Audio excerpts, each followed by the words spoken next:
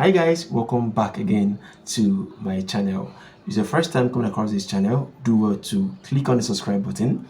For returning subscriber, thank you for supporting this channel. Thank you for always coming back to watch, and thank you for all the likes and also the comments. So in today's video, I'll be discussing something. Actually, I'll be answering a question. One of our viewers asked a very important question, and I feel I need to do justice to that question because the question is actually spot on. Number one, it is spot on. Number two, it is a very insightful question that if you really want to succeed in farm business. Sorry guys, don't mind the background noise. I'm actually outside. So back to the video. If you, like I said, the question is very insightful and very important as well, because if you want to succeed in farm business and you are doing this for long term, these are the kind of questions you should ask. The question, the person asked the question, he said, from the video I did like 2 weeks ago, but the question came in like a few hours ago. And this was a video I did about the best time to plant or the best time to start nursing your pepper for planting. So I said something in that video. Person picked that question and asked, why did I say we should not nurse? Why did I say you should not nurse your pepper in January? The question looks simple. It looked like, he already told you not to nurse in January. Why asking? But I love this type of question. It means that this person actually pay attention to details. Now, why should you not nurse in January? Pepper per se, not general. I'm talking about a particular crop, pepper, super habanero pepper, or habanero pepper, or scent pepper. Why should you not nurse in January? That's the question. Now, I'll be discussing this from range of different angles so that I'll open up your mind to see why you don't nurse in January, and also make you understand the monetary value that you might be missing. You understand? So let us go deep into these conversations. Now, why should you not nurse in January? Now, if according to the video where I got this question from, I make a simple illustration with a startup farmer and an existing farmer. If you are a first-time farmer, this is your first time going to a pepper farm. You've not done pepper before, or you have been doing farming, or you have been planting something else, but this is your first time trying out pepper, scent pepper, habanero pepper, or super habanero. This is your first time trying out pepper. What should you do?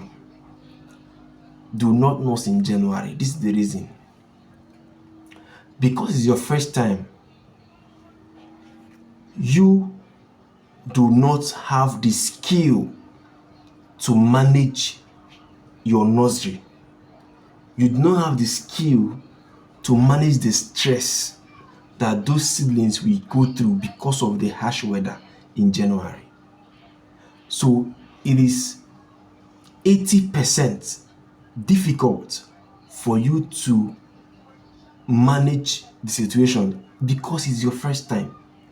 Forget what you are reading in books or I'm telling you, farm, I said before that farm is practical. You must show up. And 80 to 90% of what you do or what forms your decision in farm is what happens inside the farm, not what you assume. It's what is going on in the farm. So as a startup farmer, is your first time going into farming, into pepper production, leave January.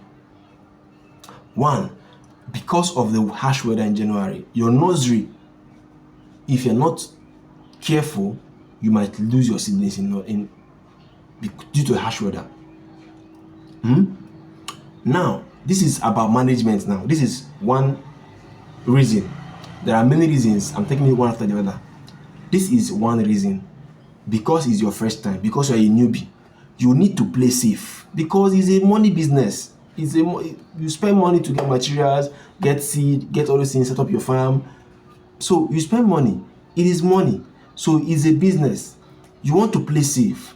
If you're a first-time farmer or it's your first time trying out pepper production, leave January in your curriculum of nursing. The nurse, leave January. You can start nursing as a newbie or a new person in pepper production. You can start your nursing in June, or you can even push it to August. Now, number 2 reason why you should not nurse in January is because of sales. Because of sales. When you nurse in January, you are most likely going to start harvesting your pepper in June, June, July, June, August is your peak of production. And at the peak of production, because you nursed in January, you transplanted in February, so you have February, March, April, May, June. Your fruits are matured in June. You start harvesting in July. You are seeing a lot of yield in August. You are in your peak of production. But at that time, market is not that juicy because the price is less. That is number 2. Even with the less price, don't get me wrong, it is pepper. Even with the less price, you will still make money if you sell. If you sell, please mark this word, if you sell. I'll come back to it. If you sell, even if you sell 1 kg of pepper at that time, July, August, September, you sell 1 kg of pepper for as low as 1,500, you will still cover your cost of production and you still make profit. Don't get me wrong, you will still make your money, you still make profit, but it is not as much as people that sold their pepper in February and March because they sell for 5,000. Some sell for 5,500, some for 6K. So you make money, but compared to people that harvest in January and February, people that harvest in January, February, March. So number 2 of the reasons why you should not nurse in January is that you will start your harvesting. The peak of production comes to August, September, when we still have rain and a lot of people are producing and the market is saturated, the price is down. You will still make your money, don't get me wrong, but how they say it in English, the revenue, the return will not be as high as the other one. That's number 2. Now, number 3 of the reasons why you should not nurse in January, if you are a newbie in the business or is your first time trying out pepper farm. Number 3 is if you sell. I said you should mark that if you sell, that I will come back to it. Now, that's the number 3 reason. If you sell. Now, for a new person in the business, and this particular number 3 reason is peculiar to a set of people. If you started your farm business, like people like us that started with open field, you know, get plenty money to start buying a greenhouse from onset. Get greenhouse, install greenhouse, and start working. We don't have that privilege. We started with open field. You understand? So if you're in this our category that started with open field, then this number 3 reason is part of why you should not nurse in January. Now, number 3, if you are able to sell, that means you make profit, because when you start harvesting, your fruits are already mature in July. You have fruits ripening in August. and September, we are still in the rainy season. If you know what I mean, we are still in the rainy season, and you are working in an open field. So all the rain that might fall in your area, your fruit will absorb it. And the shelf life of that particular fruit is in doubt, because when you have too much water in pepper, it reduces the shelf life. That means you start having frequent spoilage from your fruits. Maybe after harvesting, and you spend maybe 1 day or two, you realize that most of them are melting, which is bad market. If somebody buys that pepper at that time and we're not able to sell it off in 2 days or maybe 1 day or something, they will realize that everything has gone to waste. They won't come back to buy. And this is nature. You cannot control it, because it is not in a greenhouse. It's not in an enclosed space. It's open field. Rain will always fall to the ground and they will take it up, and your fruits will have enough water and the shelf life will be reduced. That means increased. If you are now, because you are a newbie, it's your first time planting pepper now, you don't know about the other ways of reducing post-harvest loss. Don't know how to reduce post-harvest loss. I think I will do a video about how to drastically reduce post-harvest loss in pepper. I will do a video about it as well. So you don't know all those things, so you see that you begin to lose most of your produce because their shelf life have been reduced and they spoil easily. You lose customers because they will say, I bought your pepper the other day, it didn't stop 2 days, everything went bad and I wasn't able to sell. I lost money as well, I won't buy again. Then you are beginning to lose customers.